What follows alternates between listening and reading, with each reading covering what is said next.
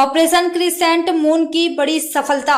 साइक्लोनर team ने 25,000 के इनामी कुख्यात तस्कर सीपी को दबोचा। जोधपुर रेंज की पुलिस महानिरीक्षक विकास कुमार ने बताया कि सीमावर्ती क्षेत्रों में तनाव कम होते ही पुलिस ने पुनः अपना ध्यान कुख्यात तस्करों और नशे के कारोबार पर केंद्रित कर दिया है। इसी क्रम में साइक्लोनर टीम ने ऑपरेशन क्रिसेंट मून के तहत नशे की काली दुनिया के चर्चित किंगपिन चंद्र प्रकाश उर्फ सीपी पुत्र श्री मनोहर लाल उम्र 28 वर्ष निवासी लाखेटा मतोड़ा जिला फलौदी को गिरफ्तार करने में सफलता हासिल की है। आईजी विकास कुमार के अनुसार चंद्र प्रकाश पर 25,000 का इनाम घोषित था। वह दिसंबर माह में चलाए गए ऑपरेशन मनोहार के तहत 500 किलो गांजा के रिकॉर्ड जब्ती के मामले में मुख्य सूत्रधार था।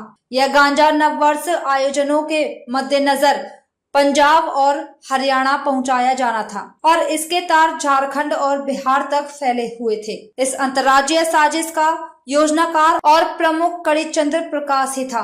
पुलिस रिकॉर्ड के अनुसार चंद्र प्रकाश का आपराधिक इतिहास लंबा है। वर्ष 2013 में पहली बार पाली जिले के मध्य प्रदेश से लाकर 3 क्विंटल डोडा चूरा के साथ पकड़े जाने पर उसके खिलाफ मुकदमा दर्ज हुआ था। इससे पहले भी वह कई बार नशे की तस्करी में सफलतापूर्वक लिप्त रहा है।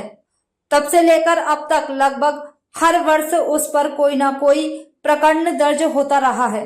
पुलिस महानिरीक्षक ने स्पष्ट किया कि ऐसे अपराधियों के खिलाफ अभियान और तेज किया जाएगा, जिससे नशे के इस नेटवर्क को जड़ से खत्म किया जा सके। जोधपुर राजस्थान से अंकित पुरोहित की रिपोर्ट। देश के दुश्मनों के साथ, देश के बाहरी दुश्मनों के साथ सीमा पर तो युद्ध विराम हो गया और देश के आंतरिक दुश्मनों के साथ युद्ध का पुनः सूत्रपात किया है साइक्लोनर टीम ने। और उसी की अगली कड़ी के रूप में ऑपरेशन क्रिसेंट मून चलाकर नशे की दुनिया के कुख्यात वांछित अपराधी 13 वर्षों से इसके स्वयंभू सरगना रहे चंद्र प्रकाश उर्फ सीपी पुत्र श्री मनोहर लाल, जो कि मतोड़ा फलौदी का निवासी है, पिछले लगभग 12-13 वर्षों से निर्बाध तरीके से नशे की दुनिया का सरगना बन बैठा था। उसकी गिरेबां तक हाथ डालने में, उसको धर दबोचने में साइक्लोनर टीम को एक शानदार सफलता मिली है। कल शाम इस अपराधी पर 25,000 रुपए का इनाम घोषित था। इसकी गिरफ्तारी पर करीब 6 महीने पहले झारखंड से लाया जा रहा 5 क्विंटल गांजे की एक बड़ी खेप थी, जिसकी आपूर्ति पंजाब और हरियाणा तक होनी थी 9 वर्ष पर।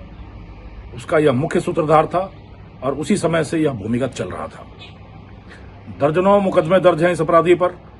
मादक द्रव्यों की तस्करी, वाहन चोरी, आर्म्स एक्ट, जानलेवा हमला, कम से कम राजस्थान के 6 जिलों में इसके खिलाफ मुकदमे दर्ज हैं।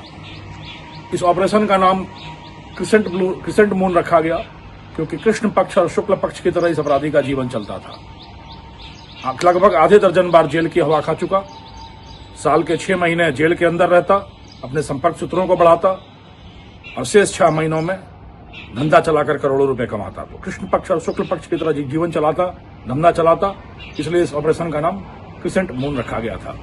एक बड़ी विडंबना यह है कि शक्ति फिल्म के दिलीप कुमार और अमिताभ बच्चन की कहानी इसके जीवन में दोहराई गई। पिता मनोहर लाल सेना की नौकरी करता, देश की सीमा पर दुश्मनों से लोहा लेता